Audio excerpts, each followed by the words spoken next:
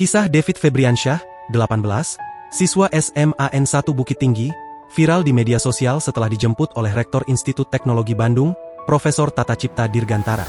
Kisah David mencuri perhatian publik setelah diunggah oleh dosen ITB sekaligus influencer pendidikan, Imam Santoso melalui akun Instagramnya Santosoim, Senin, 9 Juni 2025.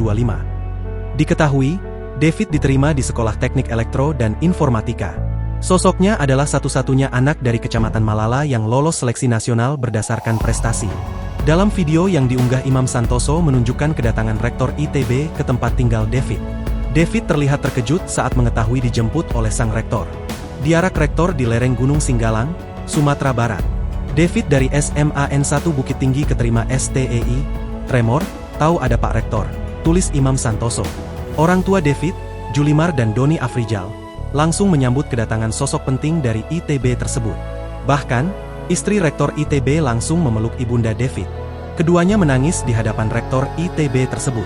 Ayah ibu David nangis sesenggukan termasuk Profesor Tata, lanjut Imam. Profesor Tata tampak menenangkan ayah David yang menangis. Ia juga memberikan hadiah topi untuk mahasiswa barunya tersebut. Sehari-hari, ayah David bekerja sebagai kuli angkut kayu manis dengan penghasilan harian tidak menentu. Sementara ibu David bekerja sebagai tukang sisir kayu manis.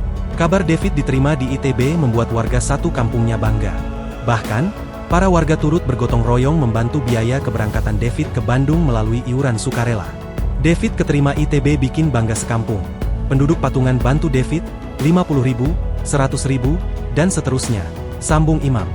David kemudian mendapatkan hadiah dari Paragon Corp berupa laptop, uang tunai untuk bekal merantau, dan produk Paragon lainnya. Unggahan Imam Santoso pun langsung dibanjiri komentar warganet. Download Tribun X sekarang, menghadirkan lokal menjadi Indonesia.